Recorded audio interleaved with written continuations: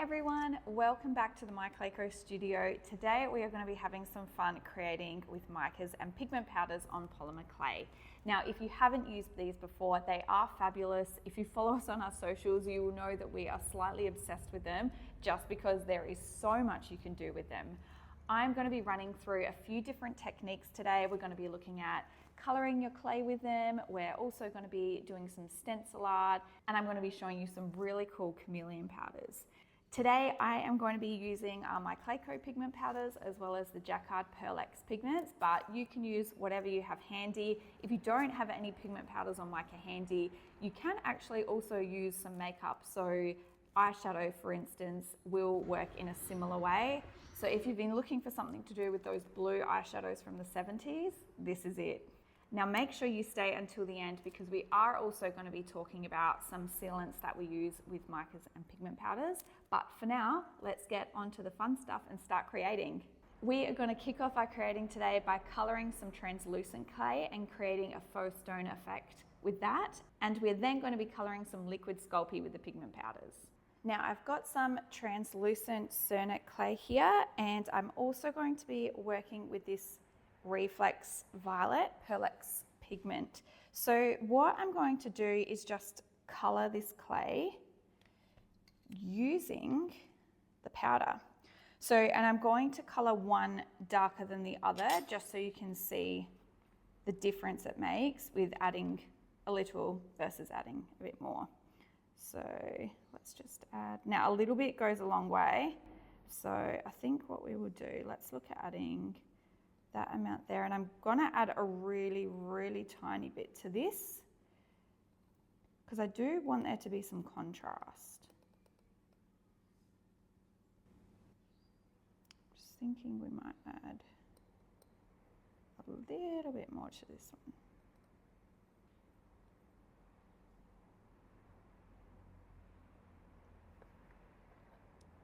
one. Okay.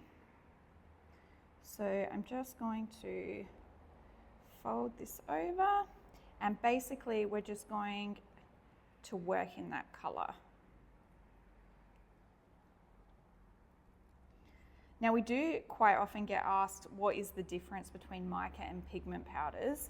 So you will find with micas that they've got this beautiful pearlescent luster to them, and they are a bit shimmery, whereas if you're working with just straight pigment powders, they're going to be a more matte finish.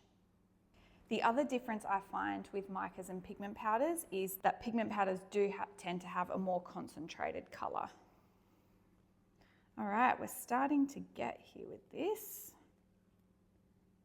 Now what I might do is just work on a lighter one here, because I'm thinking potentially we may need to add a little bit more of the Pearl Ex to our other piece.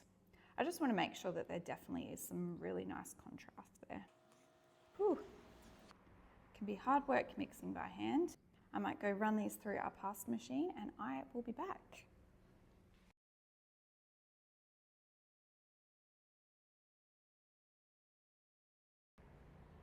Okay, so we've got our two colours beautifully mixed, and we've got one that's a bit darker and one that's a bit lighter here. So what I'm going to do, I'm actually just going to chop these up. Now you don't need to be a perfectionist with this.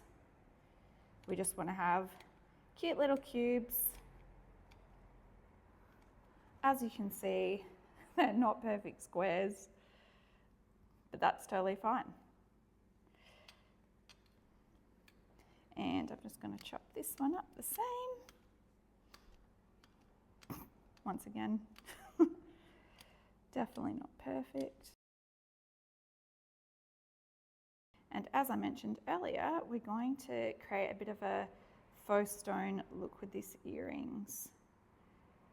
There are a few different ways that you can do this. Some use paint, some use liquid clay.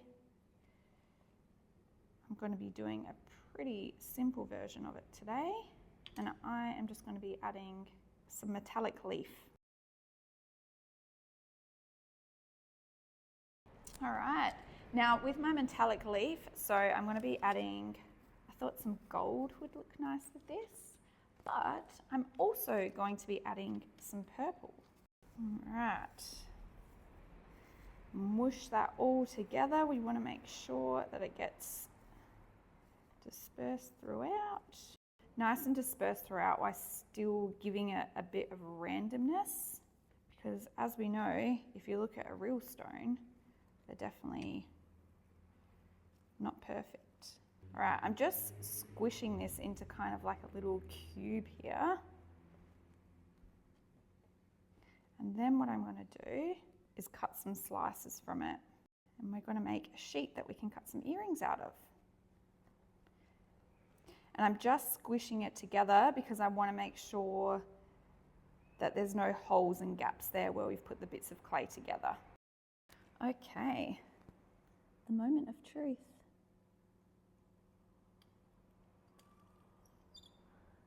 Look at that beauty there. That is going to turn out gorgeous. So what we're going to do now is just slice these up.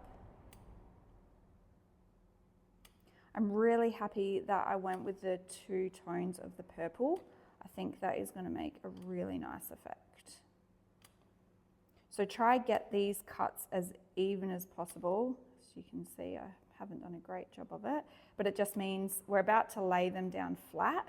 Just means that they will come together better if we have even pieces. Okay, let's have a look at this. That's going to look great.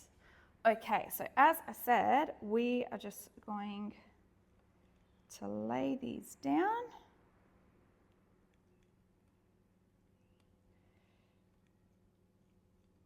And we want to make sure that we don't have any gaps in here. So if you do have little gaps, you can kind of just squish the clay in there.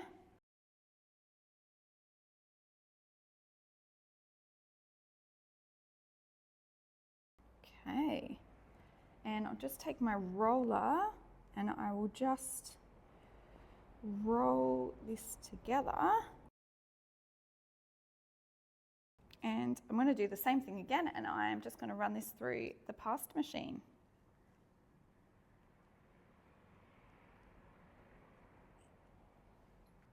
Okay, so I have run it through the past machine and it is looking beautiful. So I'm just going to pop it down here. I'm just going to burnish it to my towel. Now, if you don't have a past machine, that is fine. You can do this all by hand. But I am just trying to take out some of the hard work. And we are then going to cut out some shapes with our cutters.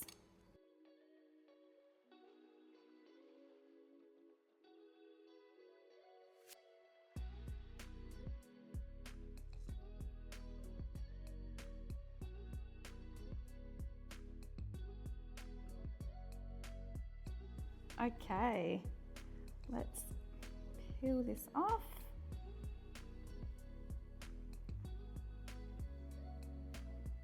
When you do this technique, it is almost never a clean peel. That doesn't matter. What matters is the end result.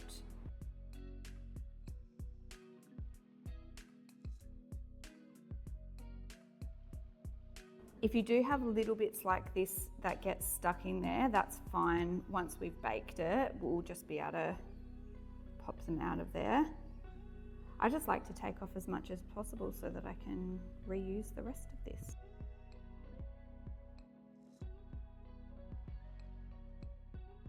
There you have it. Time to get those baked. So the next thing we're going to be doing is colouring some liquid clay with our pigment powders. Now I have pre-baked these cute little flowers and we're going to look at just colouring in the middle bit of the flower there. So I have just a silicone mixing bowl and this autumn copper pigment. I thought that it might look nice with that pretty lilac colour.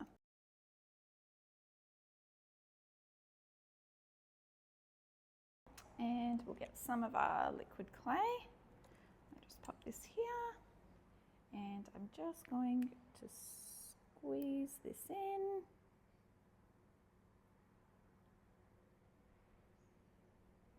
Squeeze, squeeze, squeeze.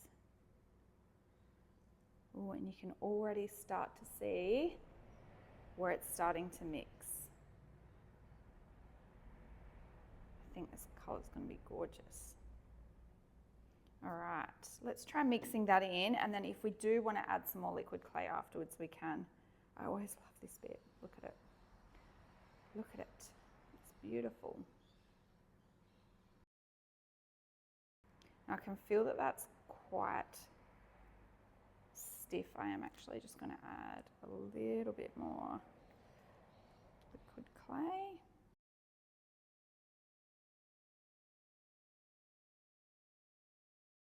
You can see that's now got that gorgeous coppery tone.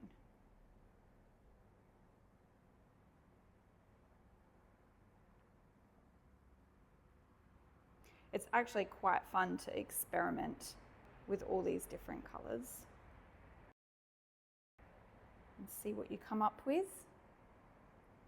Okay, so just going to be actually using a dotting tool here to apply this liquid clay.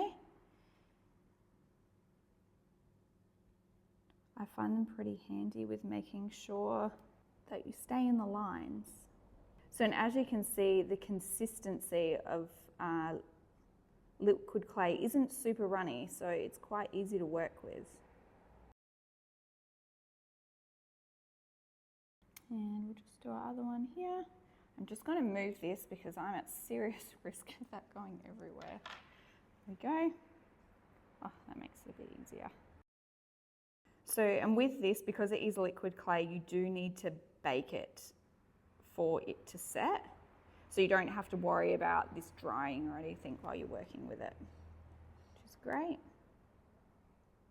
Now, I have pre-baked these flowers, but you don't have to. So if you have watched our video on trinket dish making, we make a crocodile trinket dish and we use this kind of technique using liquid clay.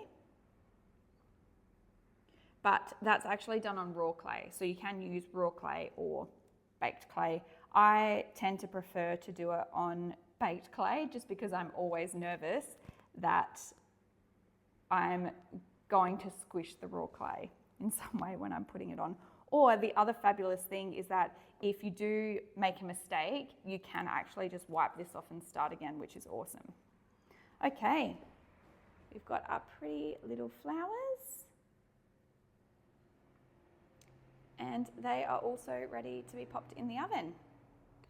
So our first lot of pieces are baking. The next thing we're going to do is have a play with some Chameleon pigments. So the two that I have today are the Cameroon and the Panther Chameleon pigment powders. So this one, the Cameroon, has a bit of a bluey green two-tone effect, whereas the Panther one is more of a bluey purpley two-tone effect, which is very cool. So whereas your normal micas and pigments just have the generally one flat color, your chameleons will have multiple colors in there when they catch the light. Now, before we do make something, I want to show you something with these chameleons. And this really goes for all pigment powders and micas as well. They will turn up differently on light and dark clay. And one thing to remember with chameleon powders, a lot of the time they do look better depending on the color mix that you've got there. A lot of the time they do look better on dark clay. So I've just got our Panther Chameleon here and I am just going to brush this on. So we'll just brush this on and I'll give you a good look at this in a second. And you will see that on the white clay, it really doesn't have much of an effect. You can't see it very well. Whereas on the black clay, it has had a dramatic effect. So I'll just bring this up so you can see. You still get a little bit of that shimmer on there, but it's not to the same effect as you do get on the dark clay. So one thing that I can suggest doing with these is if you do have pigment powders or chameleon powders, you can make some swatches of white clay and black clay so that when you do come to use them, you know what kind of effect you're going to be getting if you use white clay versus black clay.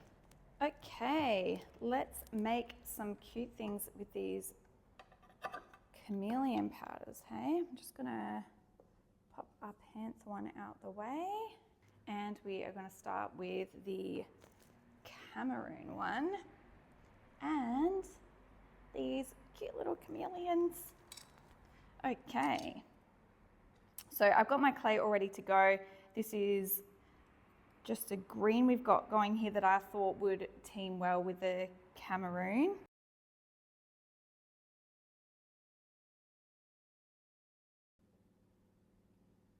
Okay, and we are going to get some of this Cameroon chameleon powder and just dust it over the top. And it just means that when they catch the light, they're going to get this beautiful two-toned effect, which is quite fitting for a chameleon. Now, when you are applying micas or pigments, you do want to work on raw clay. If you try and put it onto baked clay, it will just dust off. I'll just hold that up so you can see. We've got that beautiful little shimmer on there now. And the next one that we are going to do with our panther, I'm just going to use this texture mat by the wonderful girls at Coral Cockatoo. And we will cut out our snakes with our snake cutters. Make sure I get these in the perfect spots.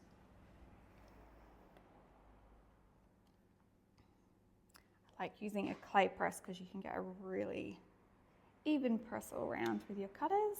And that one up, and we have our other cutter here. Definitely easier to do when you're using a lighter color clay, but I'm going to be using the Panther Chameleon pigment, and it looks wicked with black clay. Panther Chameleon powder, and dust this on. Oh, I love it already.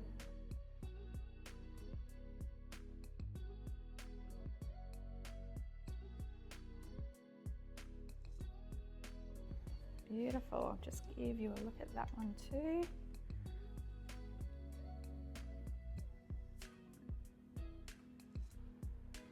Okay, so we are going to get these into the oven to bake, and while they are baking, we're going to be doing some stencil art with pigment powders. Okay, so the last thing we're going to be doing today before we look at sealing our pieces is some stencil art.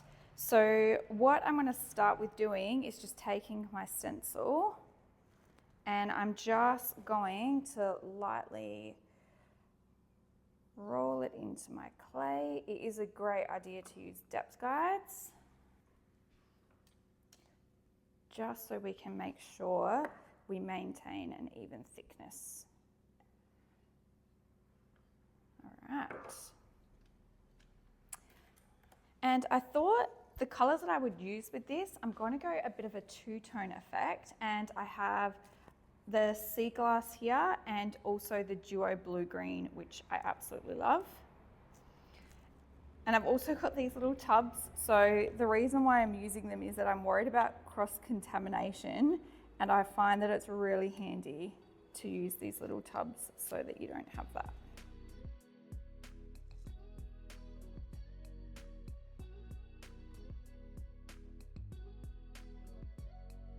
Okay, so essentially all that we're going to be doing is just brushing this onto our clay. So I'm going to start with our sea glass here.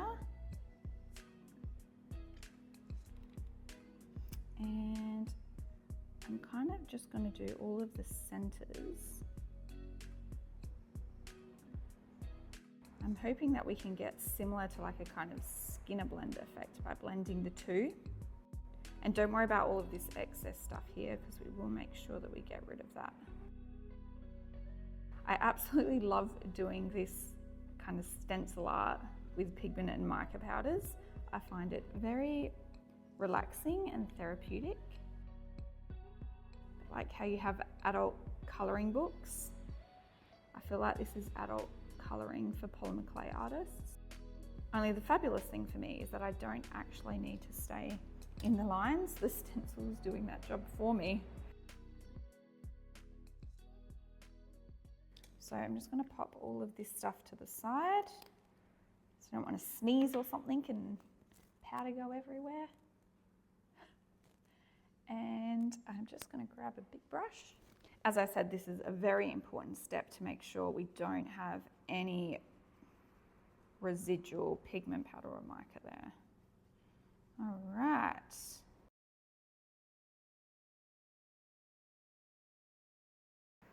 Are we ready for the big reveal?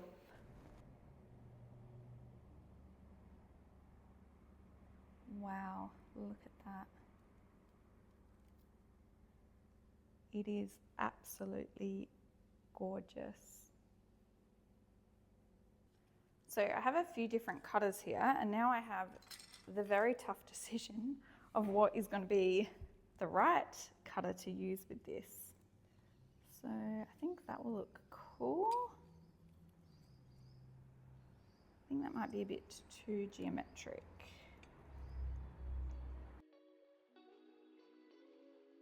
All right, see how we go with these.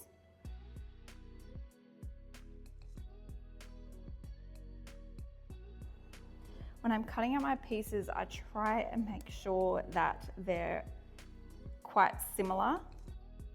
You don't have to, but I just like having the two similar pairs of earrings. Then I'm going to go real basic, and I'm going to cut out some circles for us. So there is nothing wrong with circles. And I think circles are great because they give you a chance to actually show off the design that you've got. So the great thing is, with the leftover scraps from this, we can literally just roll it all up, squish it together, and it's going to end up being this gorgeous pearlescent bluey greeny kind of color. Okay, are we ready?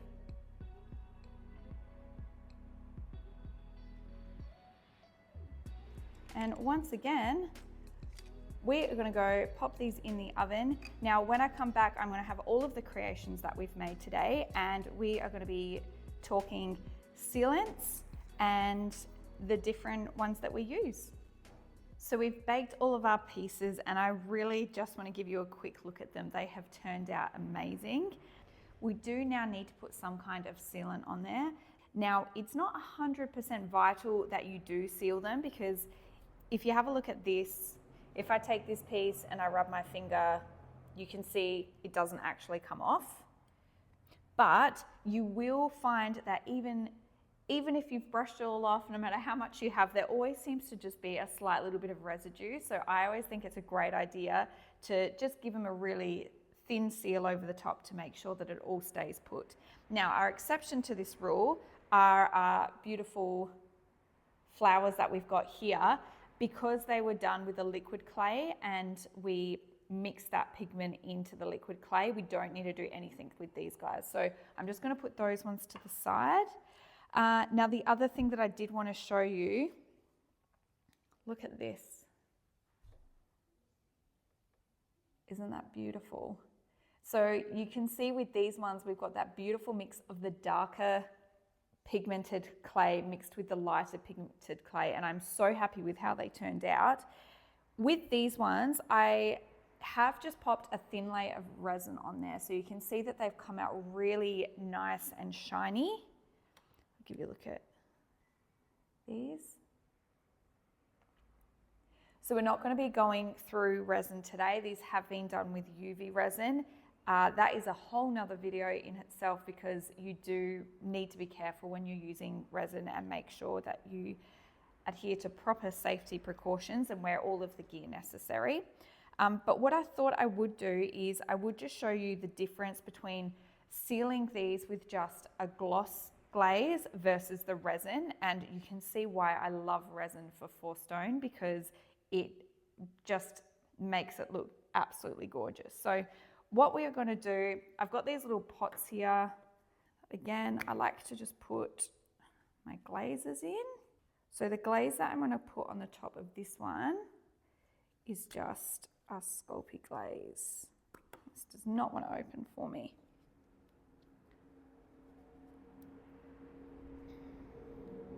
So just going to squeeze a little bit more of the gloss glaze in here. And we've also got our satin glaze here, so I'm just going to top this one up too. And we've got our brushes. So I'm just going to do this one with the gloss. Now again, I use these little tubs just so I don't accidentally cross-contaminate. So say if some mica was to get in here and I was to destroy this, at least I haven't ruined my whole bottle. Now with this Sculpey glazes, so they are made for clay, so they work really well with using with clay. They're so simple, you just brush them on and they're dry in a couple of minutes, which is why I use them a lot, because they're just easy to use. So you still get like a little bit of shine with the gloss, but it's not like the resin piece that you've got there. You don't get that high domed shine, but it still looks amazing. So if you're not using resin, it doesn't matter. The gloss glaze also looks fantastic. Okay, so we're just going to pop that one to the side. And what I will also show you is the satin. So we might use the satin one. So the brushes that I'm using, they are MyClayCo ones, but I mean, you can just use a normal paintbrush. Or the other thing, which is what these are based on, is makeup brushes. So I love makeup brushes, how they're just really fine and soft, and I find that they give you a really kind of streak-free varnish, which can be quite annoying if you end up with all of these streaks. So that's why those really fine bristles are fantastic. And don't worry if you're a little bit heavy-handed like me, this will dry clear, so you don't have to worry about that. Ooh, got a beautiful shine to them. I'll just bring this one up so I can show you. Beautiful. I love the satin because I think it just doesn't take too much away of the effect that you've already got going on there. And now last but not least, didn't they turn out beautiful with that two-tone effect in there, using the two different powders? And I think with these, we're going to go the satin again.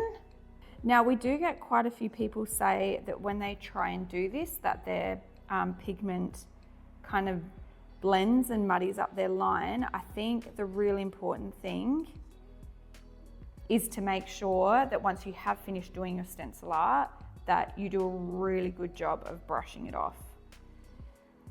The other thing that I like to do is kind of just make sure I hit all those colored bits before I cover the whole piece.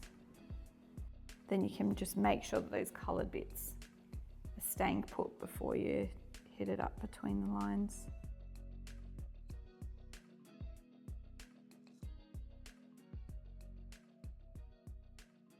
We do use Sculpey glazes a lot just because they are so easy, but the other great alternatives, we do have the Cernit one. If you are using the Cernit one, again, it's made for clay, so it's great. But if you open this up here, it does have secret instructions in there, and you do need to give it an extra little bake. I think it's for about 15 minutes once you have applied the glaze. The other one we do use a lot is this Ex Varnish. The thing I love about this one that I do a bit is you can actually mix your pigments and micas in with this Ex Varnish and then apply it to your pieces, whether it's earrings or decor. I'm sure that you can do that with other varnishes, but that's one of the things that this varnish is designed to do. So I normally stick with that one if I want that effect. So there you have it. We have some beautiful pieces that we've made here using our pigment powders and micas. I'll just give you one final look at what we've created. Thanks for watching today. I'm sure you'll agree we've created some beautiful pieces using pigment powders and micas. If you do have any questions at all, feel free to drop them in the comments below. We're always happy to help. But thanks for watching. We'd love you to like and subscribe, and we'll see you next time.